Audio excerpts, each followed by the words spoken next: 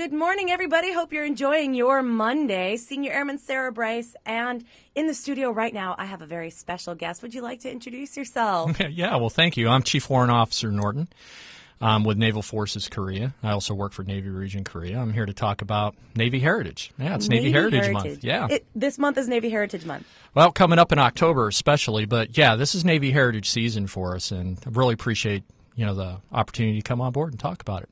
Well, color me ignorant, but I actually did not know it was Navy Heritage season. Right. Right. So, this season we lead up to, and my associate's going to talk about that with the Navy Ball. But we have a variety of different things that we do to, educate our sailors and kind of reach out to the public, talk to them about Navy heritage and talk about our history. We especially reach out to our junior sailors and remind them of where they came from and all the things associated with it. I know the Army and the Air Force does the same thing. Yes, we do. Yeah, leading up to that. And that's what we're doing. And so we start with a series of events. We're leading up to, we do educational things. We'll get on like Plan of the Week, and Plan of the Day and talk about things like that. But we'll have it at quarters. And we just kind of go to the finale, which is going to be our ball, which gives them a feeling. Yeah, it's great. It's going to be a great thing too.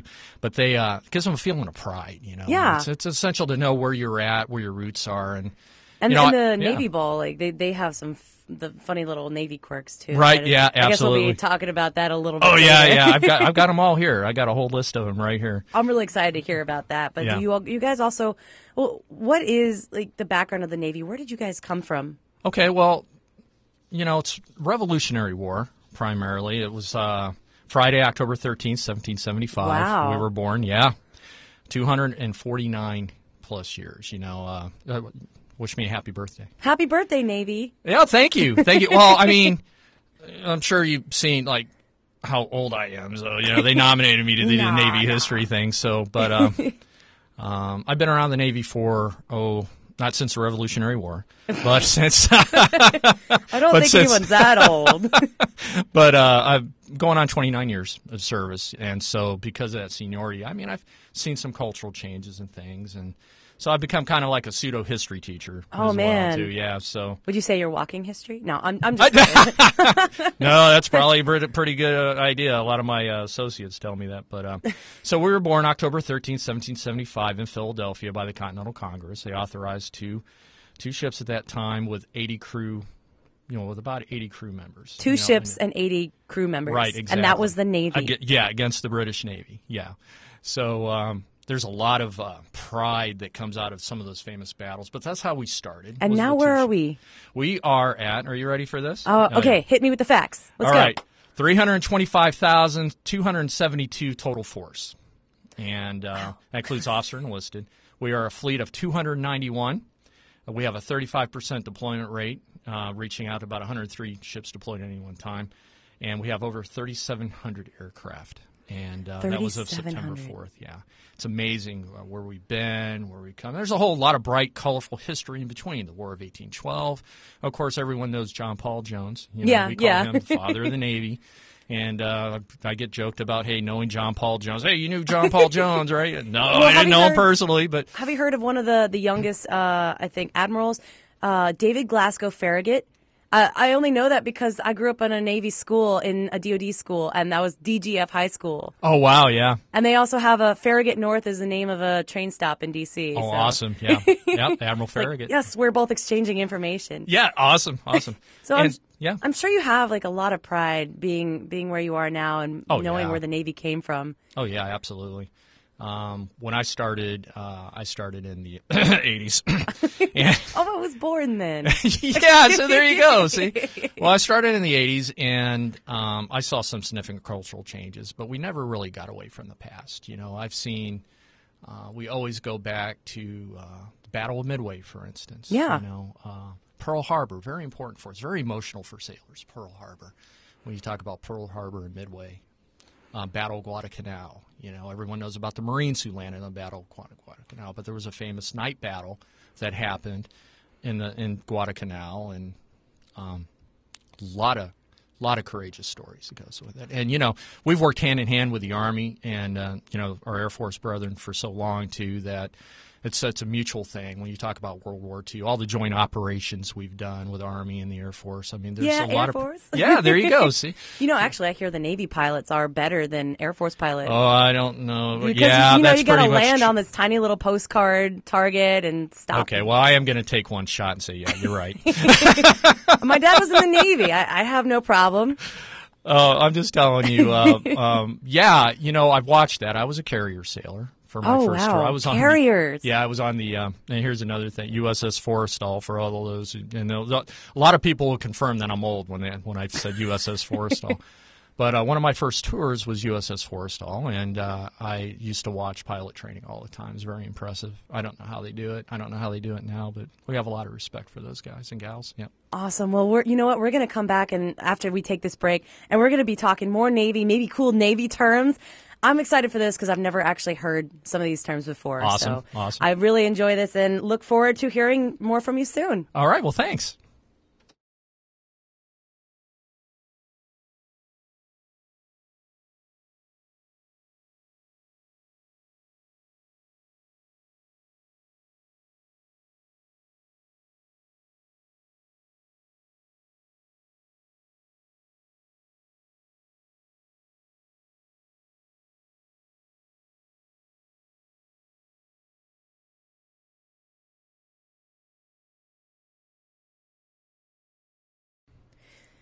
Back in the studio with our special Navy guest. Hello again. Well, hello there. And we have a little bit of correction before we start going. Is that correct? Yeah, that's correct. It's actually 239, not 249. Because of my age, I had it at 10 additional years. So 239 what?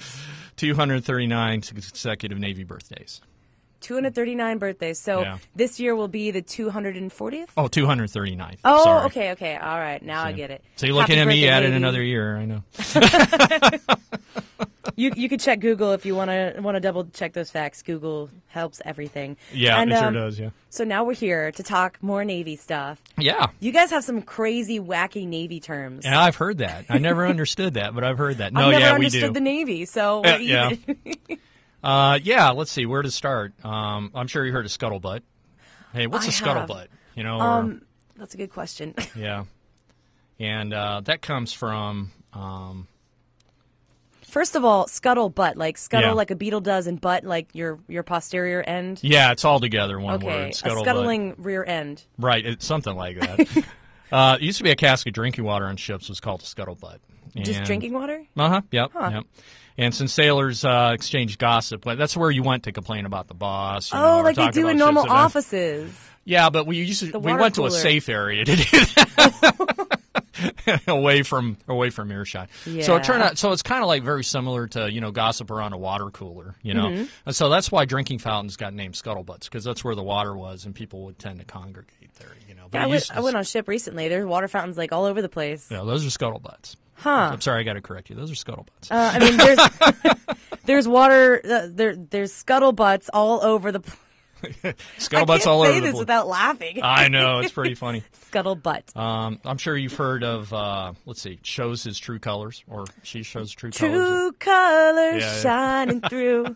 Maybe we should play that this hour. I don't know. Early warships would carry flags from many nations on board in order to elude or deceive the enemy, right? Oh, so ninjas. The rules of civilized warfare call for all ships to hoist their true national ensigns, right? So you can identify yourself. So somewhere along life's line, it came out, well, maybe they'll show their true colors. Because, like pirates do the same thing in Pirates of the Caribbean, right? Right. They wait till the last minute to fly like, the psych, we're real pirates. That's the way you identified each other from friend or foe. Oh, so they're like ninja pirates, though, because they hide until the end and then surprise. Kind of, sort of. And you guys are Navy ninjas. Navy ninjas, and we still destroy pirates to this day. So. That's true, you do. Oh my gosh! Except they don't sound like the stereotypical pirates. No, anymore. they don't. They're usually in captivity or something's happened to them. Yeah. So what else can I say? Let's see, a binnacle list. I don't know if you've ever heard of that. Binnacle list, like right? a medicalist with Benadryl, a binnacleist. No, it's called the binnacle list, but that's close. During the it's a ship's sick list.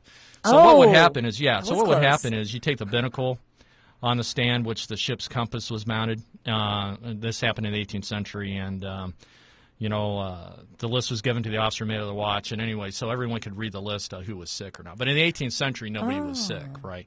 So they would look at the binnacle list, and they would go down into the ship's quarters and get people up anyway, pretty much. But like now we're sick, a little bit more sensitive now. We understand people are sick, but so if you were on the binnacle list, you really got scrutinized. Make sure you're not faking it right, or something. Exactly. Yeah. So let's go, make this person who's sick as a dog go run around and do all these chores. And if he doesn't collapse, then he's faking. Maybe. I don't. Well, we don't do that anymore. No. You're the Navy, much kinder and considerate Navy now. Thank you. But yeah. Let's see. Bright work. Bright? A brass or anything shiny. Oh yeah, brass shining everything all the time. Yep, we are. We're cleaning constantly.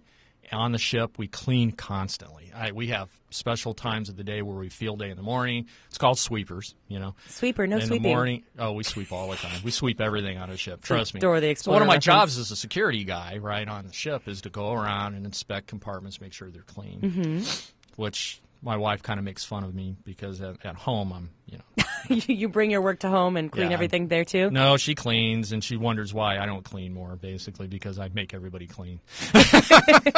Oh, snap. Yeah, Dad privileges.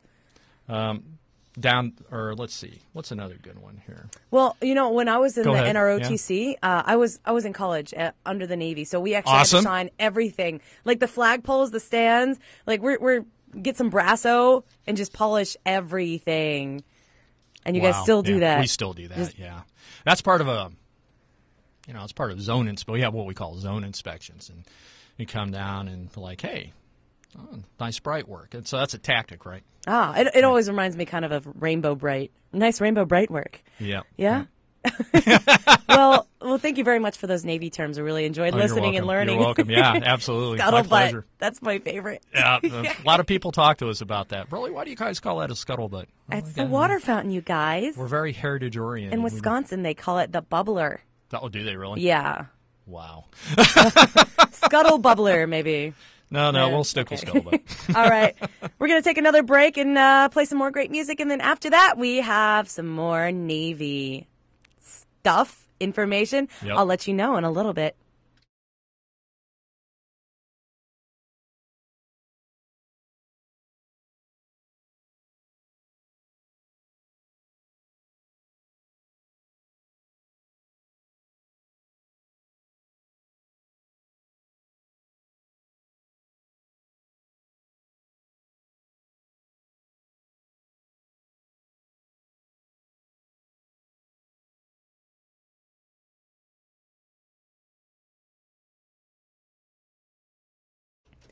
Back in the studio for the final segment of this hour on AFN, we have our Chief Norton here. Yes. Going to tell us a little bit more about the Navy.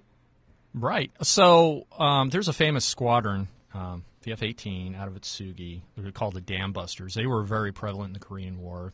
Very famous squadron. They come over here periodically still to this day. The Dam Busters? Dam Busters. They used to. Yep. Dams? A lot of TNT does great stuff to dams. Dynamite! So they're very famous guys, and so there's a lot of Navy interaction for you. And, we're always, you don't see a lot of us. We're present around the AOR. We're always cruising. We're always in the AOR and working with the Alliance. So I just want to talk about that real quick. And by the way, we got a 5K coming up on October 11th. Yeah. 5K? Yeah. Like running around? Yeah, it's running around. Sweaty. And now, we're tacking that on to, we're tacking that on to the Columbus Day run. The Army's letting us join the Columbus Day run, basically. Yeah, but we'll have some Navy T-shirts out there, Navy birthday ball T-shirts, and it's going to be a great time. And when is that again? That is going to be at 0800 is the 0800 will be the registration time. 09 is the actual. On which day? October 11th. October 11th. Okay, October 11th That's the for the day 5K. after our ball. Yeah. Oh. Yeah. Actually. That'll be early morning after the ball. Yeah. Speaking about the ball, though. Oh, yeah. I think we're going to switch the mic over here. And by the way, you guys probably didn't realize it, but we have another guest in the office right now. His name is Mr. Elliott, and he is the vice chairman of the Navy Ball. Let me guess. You're going to be talking about the Navy Ball. Today, I'd like to talk to you a little bit about the Army heritage. What? The Army heritage, really? No, not seriously. You guessed correct. The Navy Ball is what I'd like to talk about, and thank you for the opportunity to come on the air. Mr. Elliott, the Vice Chairman for this year's committee, and just want to put the word out that on October 10th at 7 p.m. at the Grand Hyatt Seoul Hotel, we're going to celebrate 239 years of naval excellence. Wow, 239 years of excellence. Get ready. What if it was like mediocrity? Then would you celebrate it? Then that would be another Navy. That's not the U.S. Navy. Touche. You can go to our Seoul Navy Ball Facebook page for information. We got to get with the social media train here. You got to get on board. You didn't tell me ahead of time. How am I supposed to? First of all, you tricked me with the Army heritage, and now you're just throwing this Facebook page at me. Touche. I'm Mr. sorry. Elliott. We're trying to get on board with social media as the Navy, so we're doing the Facebook thing. Just want to put out that for E6 and below, whether you're Navy, Marine Corps, Army, Air Force, we are offering discounted rates. What? Discounts? I love discounts. Absolutely. For the E6 and below and one guest. Oh. So we're encouraging attendance this year. If you've never been to one, I encourage you to come to this year's because it's most likely our last Navy Ball that will be held in Seoul. Really? Absolutely. Now you're throwing this at me, too. I'm just learning this, you guys. I'm full of surprises. Thanks. And, I don't like these surprises. but CNFK, Commander Naval Forces Korea, is currently scheduled to move to Busan. Oh, and so that's why we anticipate okay. it's going to be our last celebration to be held here in Seoul. All right, that makes sense. But Seoul it's the happening place. Absolutely. Busan's not bad. Busan's not bad, but Seoul is the happening place. So maybe I can come up here and invite you to next year's in Busan. No, I won't be here next year. All right, fine. Ah, booyah, touche. Wait, no, I don't think that works in this instance. But yeah, so since I'm Air Force, though, technically I could just go in a fancy ball dress. What? Oh, no. Or could I? Oh, no, wait, I have to wear a uniform, don't I? We encourage you to wear your uniform. Okay. Show off your service, and we like to show that we are in a joint theater and that we are one team, one fight. Okay. And represent your service at the Navy Ball. Well, Mr. Elliott, touche. Absolutely. But yeah, we encourage everybody to come out, all services, all ranks. I refer you to the Facebook page, and our theme this year is thanking those who serve us, as we sort of bid a farewell to the city that has served us so well for so long. And okay. So yeah, we're excited. We got a lot of things in store. I'm not going to give away all my surprises, but I love surprises. Get ready for good food, good entertainment, and some good Navy flavor on a military ball here. So Navy flavor. Well, I look forward to that Navy flavor. Absolutely. All right. Once again, that's Mr. Elliott, the Vice Chairman of the Navy Ball, and we also have Chief Norton in here too. And thank you, both of you guys. Thank you so much for having us, and I look forward to seeing you and a lot of new faces this year. And maybe listening to me on the radio, too. All the time. Always. The time. Always we'll do that, always. Because remember, you guys, although you're Navy, you could still win Office Hero stuff in the morning. Office Hero. Yeah, they're keeping me off of donuts for some reason. I don't know. But, yeah, that doesn't mean you can't win Office Hero over there. Yeah. Heck yeah. Okay, once again, thank you guys so much for listening in to this hour of your AFN morning show. Stick around for our next one, because... Yeah. Never mind. Just stick around. I was going to say something, but never mind. Senior Airman Bryce out.